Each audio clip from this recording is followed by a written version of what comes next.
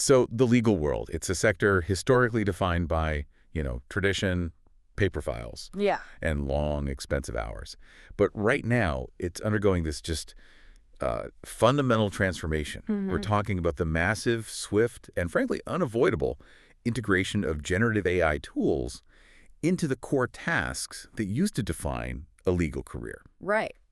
So if you want a shortcut to understanding the biggest shift happening in legal workflow today, you are absolutely in the right place for this deep dive. That's exactly it. I mean, we are so far past hypothetical discussions at this point. We're not talking if anymore. No, the conversation is no longer if AI plays a role in drafting research and all that, but how? How is it being implemented right now? And critically, what safeguards are being put in place by firms and by the courts themselves? Yeah, we're diving deep into this AI co-pilot concept. We're looking at how professionals are trying to balance those, monumental efficiency gains against some very, very serious ethical and practical risks. And the sources we've compiled for this are maybe the most compelling part because they show the institutional reaction. Okay. We're looking at policy memoranda, detailed reports, and maybe most importantly, formal judicial guidance from places like the UK and the EU. These are documents that reveal exactly how this tech is being used today to draft legal documents, court orders, you name it. Okay, so let's start where the action is heaviest. Mm-hmm. The law firm side. Mm-hmm. This is where I think most people picture AI showing up first, right? Mm-hmm. Deployed as this sort of ultimate first draft generator. That's right. For high-volume, routine tasks, things like initial memos, contract drafting, summarizing massive records, the AI is doing that initial heavy lifting. It's automating what you could call the cognitive drudgery. And Yeah. the sources show that these algorithms, they aren't just pulling boilerplate language. It's more sophisticated than that. Much more. They're learning a specific firm's style, its preferred clauses, even past negotiation outcomes. So they can draft these highly bespoke contracts, often tailored to a client's needs, in a matter of seconds. It's really tailored legal drafting at breakneck speed. And the research side is also shifting dramatically. These tools aren't just, faster keyword searches. No. They're acting as strategic guides. They're helping lawyers pinpoint the most relevant case law, identifying guiding principles, and even suggesting precise winning language for an argument. It's like a high-powered research assistant. And the ripple effect here is just profound for the business, for society. On the business side, you get huge cost savings, much faster turnaround times. That gives firms a real competitive edge. Yep. But then you have the impact on the workforce itself. This is where I really want to pause, because the tasks that were, the bread and butter for junior associates, the document review, the preliminary memo writing, that's what's being automated. The official story is that human lawyers are now freed up for high-value strategic work. Yeah. But how do the sources address the knowledge gap this could create? It is the crucial strategic question. It's looming over the whole profession. If you remove those, say, 1,000 hours of initial doc review that teaches a young lawyer how a case is actually built, Right. you risk undermining how they develop critical judgment.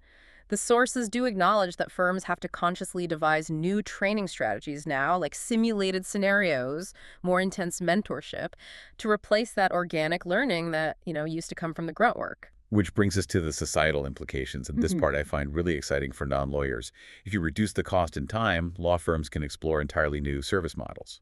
Absolutely. We're seeing a real path toward what some are calling the democratization of legal services. What does that look like in practice?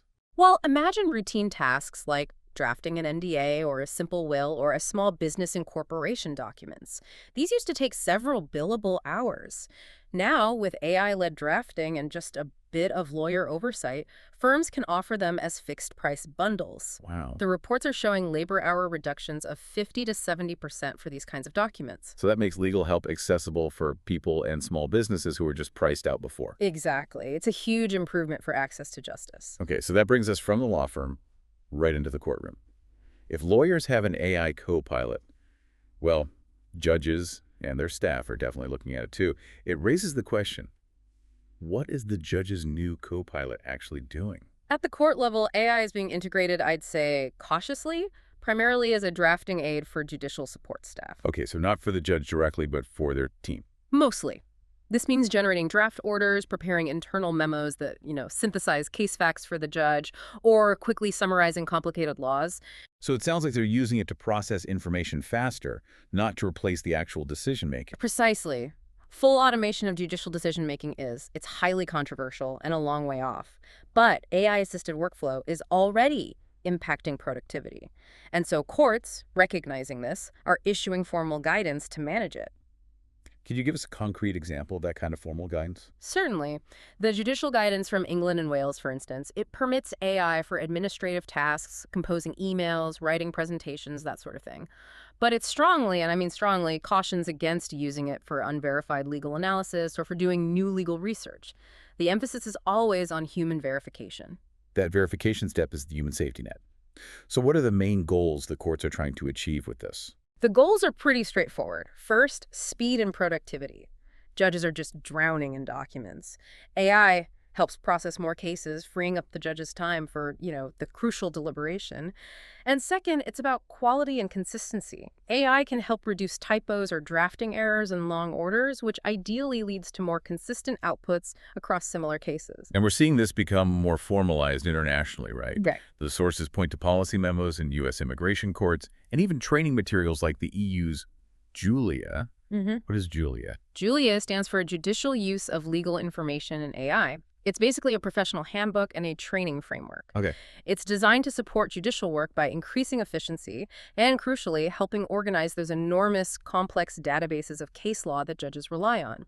It's less about a specific tool and more about formalizing the ethical and practical integration of these technologies into judicial work. It really signals a structured, global move to manage this new reality. Okay, here's where we pivot from the, immense promise to the very real peril. Let's talk about the technical and ethical limitations forcing all this caution. I'm talking about the elephant in the digital room, hallucinations. This is where it gets really interesting and, frankly, a bit scary. This is the single biggest technical vulnerability, especially in law, where precision is everything. Generative AI models, they operate on statistical probability. They're excellent at predicting the most plausible next word in a sentence, but their goal is fluency, not factual truth. So in a legal context, when you ask it something like, what cases support this specific legal argument, what happens then? If the AI can't find a strong, precise example in its training data, it doesn't say, I don't know. It just makes something up. It constructs a highly fluent, plausible-sounding response that fits the rhetorical pattern. It will generate case citations, judge names, legal reasoning that all sound perfect but are entirely fabricated. They don't exist. That is just fundamentally incompatible with how a court of law has to operate. It is. Law isn't about guessing. It's about verifiable precedent. And we've already seen the real-world consequences. I mean, they're astonishing. There are high-profile examples of lawyers submitting official court filings citing cases that were entirely manufactured by an AI. You're kidding. No. Imagine citing, say, Smith versus Jones in your brief, only for the judge's clerk to find out the entire case, the judge's name, the facts, was a sophisticated lie generated by the machine. That is a critical breach of competency, of professional integrity, of trust. Okay, so this limitation forces the creation of these strict ethical frameworks. What are the 4 main pillars of risk that everyone has to watch out for? We can break them down into 4 areas of due diligence. First up is competency.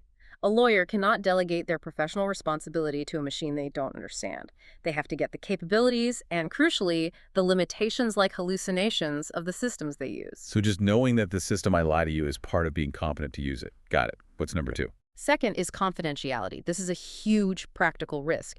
If a firm uses an external public AI platform and uploads documents with sensitive client info, Like a deposition transcript? exactly, or a proprietary merger detail, they're effectively feeding that confidential data right into the vendor's model. Lawyers have to use secure internal models, or they have to get informed client consent about those data risks. And the third seems directly tied to that hallucination issue. It is supervision and verification. Given the known unreliability, lawyers and judges are required to supervise every single output from the AI and verify its accuracy before it's used. This is the explicit human safety net in all the official guidance. And finally, transparency and legitimacy. This one feels like it's all about public trust. It is. If a judge signs a judgment that was largely drafted by an AI, it raises serious questions about authorship, accountability, legitimacy. The guidance is crystal clear. The judge, the human being, retains full ultimate responsibility for all outputs.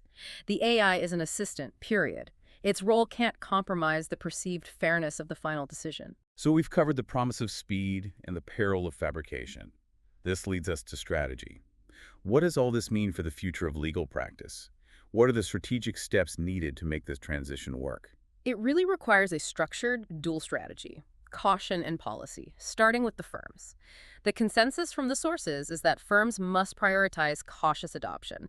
They need to start with the lowest risk, highest volume tasks. Things like summarizing depositions or reviewing routine contracts? Exactly. Places where an error can be caught by a human reviewer before it causes any real damage. So integrate AI where the risk is contained and the human verification step is easy to mandate. Absolutely. And at the same time, they need to build robust internal policies immediately. This means clear protocols for who supervises AI output, who verifies accuracy, and most importantly, how they protect client confidentiality. They have to treat AI integration like any other vendor handling sensitive data. And what about the people, the actual staff? Training is non-negotiable. Firms have to actively train everyone, from senior partners to new associates, on the explicit limitations of the tech, especially the risk of hallucinations. And transparency with the client is key. Clients need to be informed how and when AI is being used on their matters, and often you need their consent. Okay, and turning back to the judiciary, what's required from the courts to manage their co-pilot responsibly? The courts have to set the gold standard for control and accountability. This means developing clear, non-negotiable policies, which tools are approved, which tasks are permitted, like summarizing, not judging, and what verification checklists have to be completed before any AI-generated text gets signed. And that human responsibility we talked about remains the bottom line. It's the foundation. AI must assist, not replace, core judicial reasoning. Courts also have to monitor the outcomes tracking if AI workflows actually improve quality or if they introduce new errors or biases. The mandate is clear. Ensure fairness, accountability, and public confidence through total transparency. This has been a really insightful deep dive into a legal landscape that's clearly changing faster than many of us realize. The central tension is so clear, isn't it? The promise of revolutionary efficiency, better access to justice, more consistency. That's a huge upside. But it has to be constantly weighed against the risk of errors, ethical lapses, and the potential erosion of human judgment. And the documents confirm the future isn't lawyer bots or judge robots. It's not replacement. It's a transition towards sophisticated human-AI collaboration. And the ultimate success of this, shaping a smarter, fairer legal system, it hinges entirely on responsible deployment, robust ethical frameworks, and just ongoing active vigilance from every legal professional. And as we close out, I want you to consider this fundamental shift. If routine, foundational tasks like document review or drafting simple contracts are increasingly automated, and legal training has always relied on those very tasks to teach foundational knowledge and develop critical, skeptical judgment. How will the legal profession make sure the next generation of lawyers gets the essential experience they need when all that entry-level work is being handled by an algorithm? That challenge, maintaining professional rigor in an age of automated efficiency, is one that legal educators and practitioners will need to solve and solve immediately.